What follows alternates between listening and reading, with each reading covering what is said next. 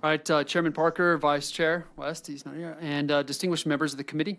Thank you for the opportunity to testify before you today. My name is Ammon Blair. I'm a senior fellow at the Texas Public Policy Foundation. I'm a former Border Patrol agent, and I am a current consultant for the Operation Lone Star Task Force, which is the largest law enforcement task force in the state. This committee has been charged to study commercial driver license issuance, third-party training in testing, English language proficiency, and law enforcement policies governing roadside verification of a CDL and associated documents. Those subjects form one enforcement problem rather than four separate ones. A licensing safeguard fails if an applicant can defeat it through a compromised provider.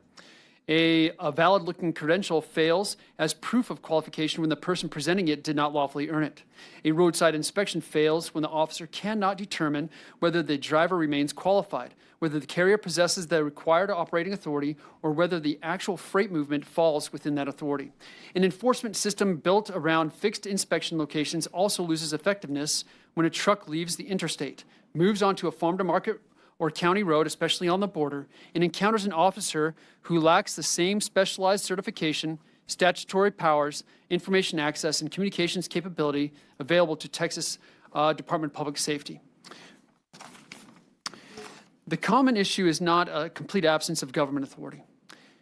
Enforcement fails when the officer who encounters the vehicle lacks one element required to compete the lawful action, or whether that element is training, certification, territorial authority, statutory power, information connectivity, funding, or a direct path to the agency responsible for the next consequence, and that could be ICE. Closing those gaps does not require lowering technical inspection standards. Our policy recommendations are a few. First and foremost is providing the non-technical certification through CMV, whether that's English proficiency, to all law enforcement through a digital platform as opposed to going to the full school. Feel free to finish it. And then second, the training for the rest of the CMV programs through Department of Public Safety would remain with the rest of the law enforcement. And that makes the technical certification available statewide based on qualification rather than geography. Funding local agencies operating on diversion routes, especially on the border. We were just on a border mission just recently in Webb County for a cabotage operation. Once DPS sets a way station, unfortunately, many of the drivers will find out and they'll start using farm-to-market roads to bypass our operation at the way station.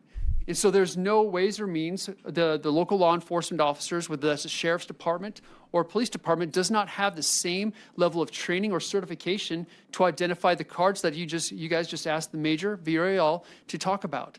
That training has to be in person. It is good training, but just like our 287G training for ICE, it could be done digitally. And so we're asking through policies to separate that, the non-technical training for CMV with the technical training.